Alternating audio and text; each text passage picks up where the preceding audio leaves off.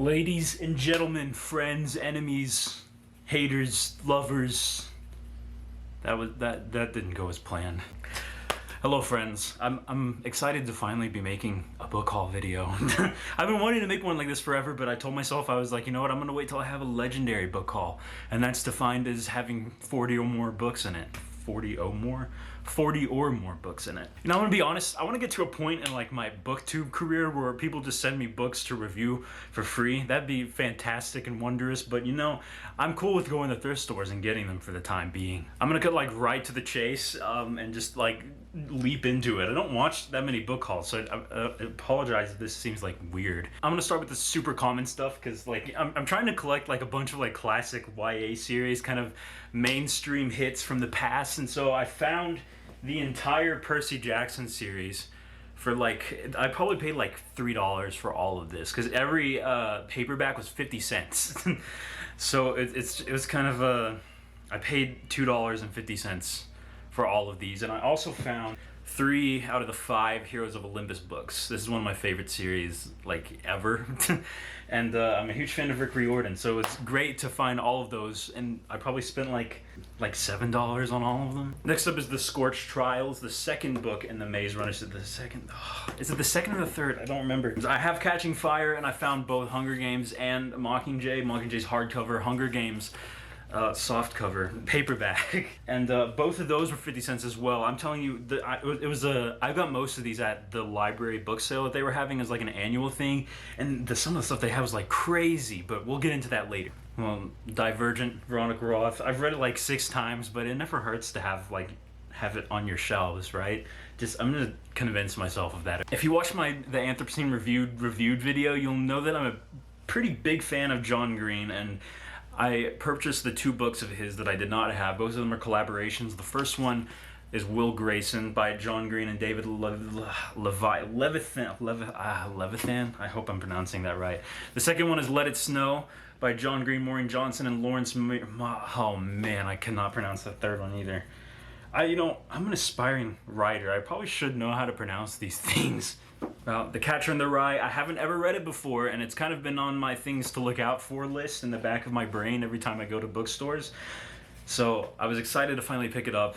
Okay, so like I said, most of these are from the book sale, the annual book sale that my library was having, but a lot of them are also from a Goodwill outlet stores, which like literally pretty much gives away books.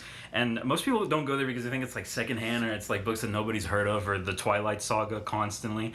But they have some really good stuff, like Tales of the Greek Heroes, introduction by Rick Riordan.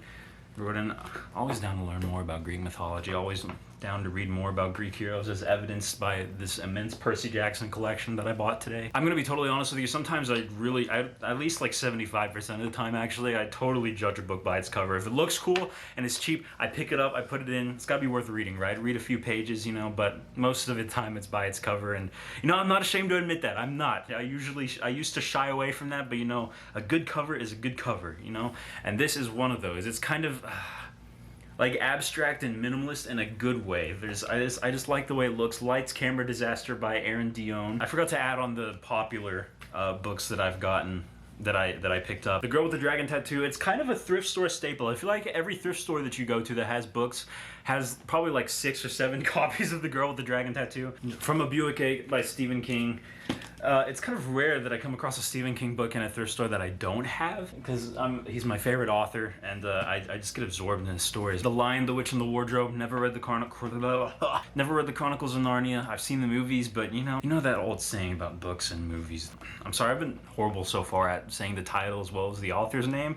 The Chronicles of Narnia, The Lion, the Witch, and the Wardrobe by C.S. Lewis. Okay, so you know that feeling when you're in a bookstore and your bag is full and you probably should leave because you spent more money already than you probably could afford to lose, but it's like something keeps you there. So I kind of label that feeling as like books speaking to you, like there's something there that's like calling out to you, and you're like feeling this irresistible pull towards another shelf to look through.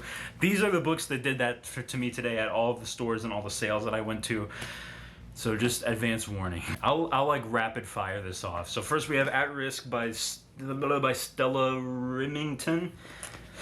Second, we have The Hate List. I've heard about this book. I always find things like this an interesting read. Hate List by Jennifer Brown. Neverland by Douglas Clegg. This book was actually on my to-read list for next year. Water for Elephants by Sarah Groon. This was actually recommended to me by a friend of mine, and I see a lot of positive things about it on Goodreads when I spend, and I'm not even going to describe how much time I spend on Goodreads. Ungifted by Gordon Corman. I like Scholastic books. A lot of the books that Scholastic publishes. A lot of people say that as you get older, like children's books lose their appeal, but they gain appeal for me. I guess it's because if it's good writing, it doesn't really matter what genre it is for me. I like it anyways. This was in the library's Take One, Give One section. Jonathan Kellerman, Obsession, an Alex Delaware novel. For the record, I did put one book back in the exchange because it's a take one and give one, so you gotta take one in exchange, you gotta give one. I don't know where I'm going with this, I'm trailing off. All right, Sandra Brown, Thick as Thieves is next. Another one that spoke to me, another one that I kind of read a few pages of and I kind of couldn't stop, and so I stood there for like 27 minutes reading from this book. This is going on my to-read list for this year. This is another one of those attractive cover type of things. Sting by Jude Watson. Another one that I missed on my common books that you've probably heard of that I picked up is The Outsiders. I think like everybody that I know has a copy of The Outsiders except for me, so I finally picked it up. It was actually 25 cents at the Goodwill Outlet store, so if it's a steal, it's a steal. Also on the common books is A Life of Pi, The Life of Pi, Life of Pi without the V or the A, just Life of Pi. The only nonfiction book that I picked up, The Liars Club by Mary Carr. It's a memoir. I read a few pages of it. It seemed great. It seemed deep, so great deep books.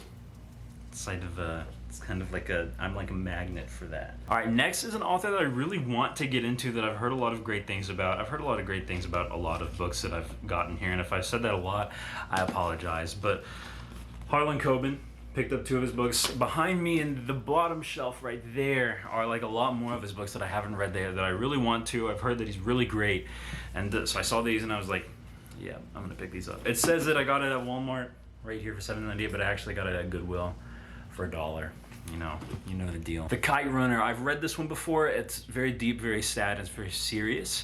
But it seems to be spiking in population lately. And I actually have a copy of this book behind me again, but it's in not the greatest condition, and I found this and it was in perfect condition for 50 cents. So I picked it up. I'm a huge fan of like crime and detective stories and thriller stories with really strong female leads, and this was recommended to me a while ago, and I just found it today, and I was like, you know what, we're gonna grab it. The Likeness by Tana French. I just noticed that this says uncorrected bound proofs, not for sale, but they sold it to me. This is The Paradise Tribe by Catherine Jinks. She's the author of Evil Genius, which is a really great book as well. Okay, for our last little section here, a little generalization, is books that both speak to me and look appealing. And these, you just have a feeling that they're going to be special. So we're going to start out with John le Carre. Oh, gosh, pronunciation. This man has been called the greatest novelist of his time. And reading just like a few pages of the first book, Tinker Tailor Soldier Spy, it's not that hard to see why. This, I picked it up because it looked good. I kept reading it in the middle of the tiny, cramped book sale space that the library had going on, and I just had to have it. But I picked up the first and the third book of the George Smiley trilogy. Next we have All My Colors by David Quantic. I've heard about this book before, and I've looked actively for this book before, and I'm so glad that I found it. It's a very interesting premise. I look forward to reading it. I just realized I'm totally talking like super fast. I could go a lot more in depth with a lot of these books, and a lot of these books I'll review once I'm done. Today's just like a fast-paced day for me, you know? So I'm talking fast and I'm kind of stumbling over my words. And if that bothers you, I apologize, but I can't really control it today. It's like, today's one of those like, just like fast-paced days, you know. For our final 3, first we got Holding Up the Universe by Jennifer Niven. I read the blurb on the inside, and it seemed really interesting. It also looked really great, and it's sort of like my hand was like drawn to it, you know. Like this book had an aura. What's Mine and Yours by Naima Coster. I'm currently reading The City We Became by N.K. Jemisin, and I've been kind of brushing up on books that deal with the issue of race in an effort to sort of open my mind more than I think it already is, and I've heard that this book is great for things like that. But that's all for this haul. I think it was like 44 books in total that I got, and I probably spent a total of like $35 today.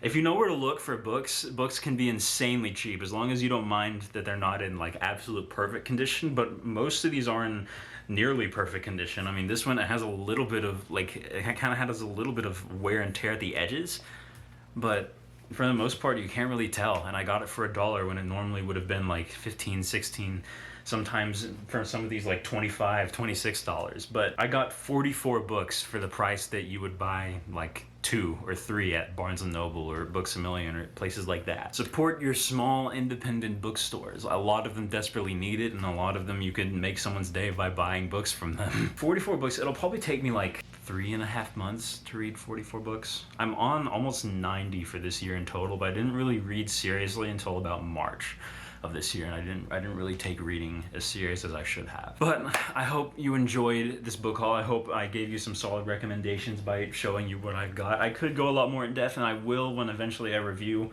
most of these books. Hopefully I got a lot more reviews planned. But yeah, that's all for today. Thank you guys so much for watching. If you made it this far, I appreciate you. Please be sure to subscribe. Check out the vlog channel. It's linked in the description, and I'll see you in the next one. Peace. Read more. Read more. That's what I'm gonna say. Peace, peace, peace.